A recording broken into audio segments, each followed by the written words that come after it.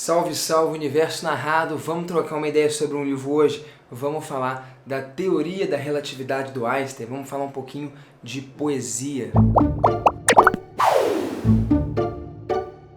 Salve, salve pessoal! Esse aqui é mais um vídeo daquele quadro no qual a gente discute, troca ideia, faz uma resenha e eu te indico algum livro que eu li.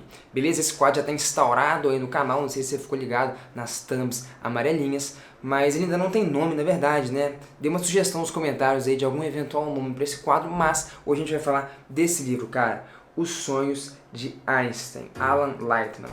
Cara, esse aqui foi um dos livros que mais me chamou a atenção nesse ano de 2019, talvez um dos que eu mais gostei até agora, né? Vamos ver, não sei. Tô gravando esse vídeo aqui em julho de 2019, estamos na metade do ano ainda, né? Então tem muita coisa para ser lida. Mas, cara, esse livro ele é sensacional. Vamos lá. Qual que é a história desse livro, pessoal? Esse Alan Lightman, ele é um professor do MIT, ele é físico, né? Escritor também.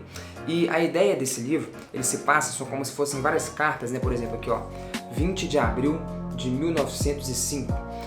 A ideia é a seguinte, né? É uma ficção, tá? Uma ficção, mas é como se o autor estivesse relatando vários sonhos, vários devaneios que o Einstein tem, e são relatados aqui, né? Nesse caderno, nesse livro, a respeito do tempo. Então, cara, é como se fosse um pequeno diário. Então tem aqui, ó, 28 de abril de 1905. Então cada carta, né, cada parte aqui do livro, né, que é como se fosse uma pequena carta, é um relato de algum devaneio a respeito do tempo. Então todo esse passo aqui, né, em 1905, porque se trata aí, portanto, dos devaneios. É uma ficção, como eu disse, né, mas é uma ficção muito rica em poesia, em literatura, porque são esses devaneios do Einstein a respeito da natureza do tempo. De novo, são fictícios, é o que o autor escreveu, não é exatamente o que o Einstein pensou. Mas, enfim, tudo se passa ali então no contexto de 1905, que foi o ano em que o Einstein publicou a sua teoria da relatividade restrita, que no fundo é, sim, em alguma medida, uma teoria sobre o tempo. É uma teoria até mais do que isso, mas envolve, sim, uma ressignificação do que é o tempo, que era tido como absoluto até então, na teoria newtoniana, né? Bom, se passaram 5 minutos no meu relógio, passaram 5 minutos no seu relógio, passaram 5 minutos no relógio de um cara lá do Japão, não interessa, o tempo é absoluto. Bom, na teoria einsteiniana da relatividade não é bem assim, o tempo ele é relativo. E aqui então entram vários devaneios muitíssimo interessantes a respeito da natureza do tempo. Então esse é o foco do livro. Os Sonhos de Einstein são devaneios sobre a natureza e o que significa o tempo.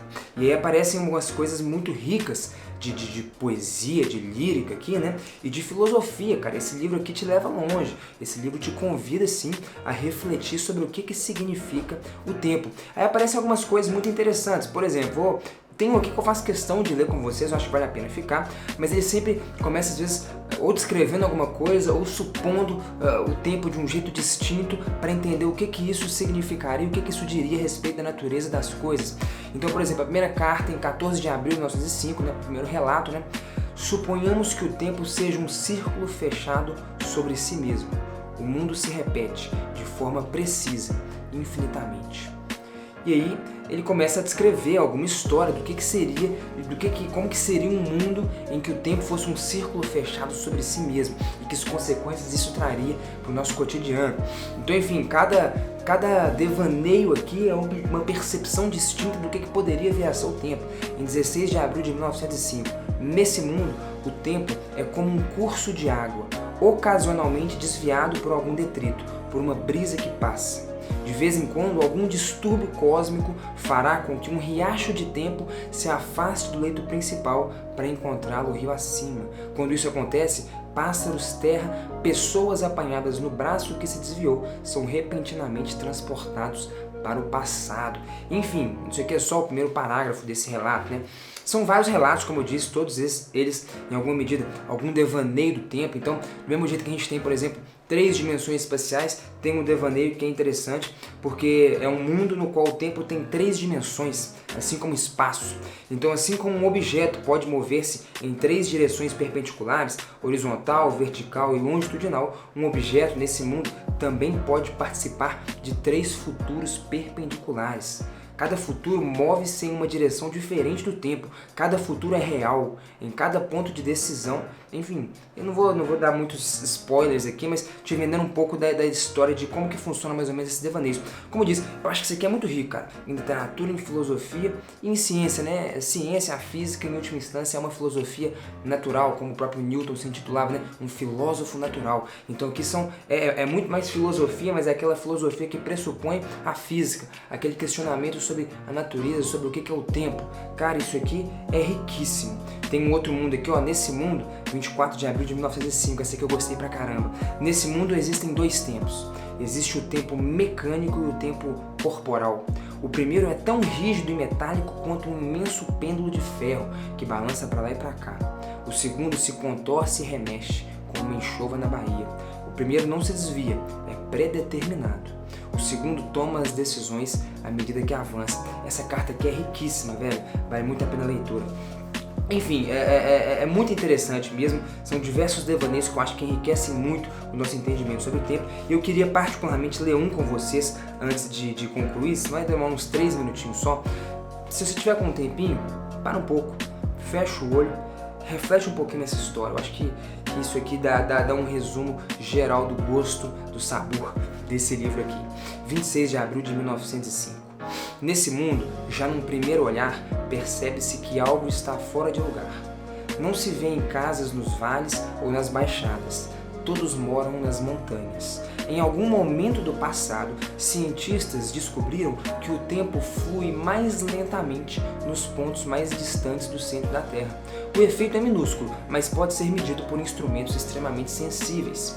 Assim que o fenômeno foi constatado, algumas pessoas, desejosas de permanecerem jovens, mudaram-se para as montanhas. Agora, todas as casas são construídas no Dom, no Matterhorn, no Monte Rosa e em outros pontos elevados.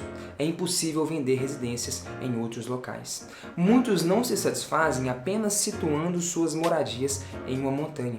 Para obter efeito máximo, constroem suas casas sobre colunas. Os topos das montanhas do mundo inteiro estão cobertos por casas desse tipo, que à distância parecem um bando de pássaros gordos apoiados sobre pernas longas e magras. As pessoas que desejam viver mais construíram suas casas sobre as colunas mais altas.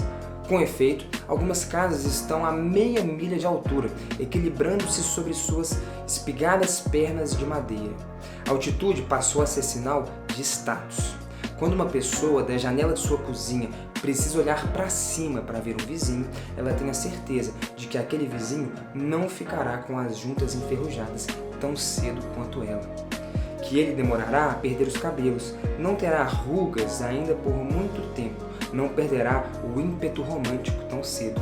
Da mesma maneira, uma pessoa que olha para baixo para ver outra casa tende a julgar seus ocupantes gastos, fracos e míopes. Alguns se gabam de ter passado a vida inteira nas alturas, de ter nascido na casa mais alta do mais alto pico e de nunca ter descido. Celebram sua juventude diante do espelho e caminham nus em seus terraços. Às vezes, algum negócio urgente obriga as pessoas a descerem de suas casas e elas o fazem apressadamente, correndo, aflitas pelas escadas altas até o chão, depois até uma outra escada ou até o vale. Concluem seus afazeres e voltam o mais rápido que podem para suas casas ou para outros lugares altos. Elas sabem que a cada degrau que descem, o tempo passa com maior velocidade e elas envelhecem um pouco mais rapidamente. No chão, as pessoas nunca param.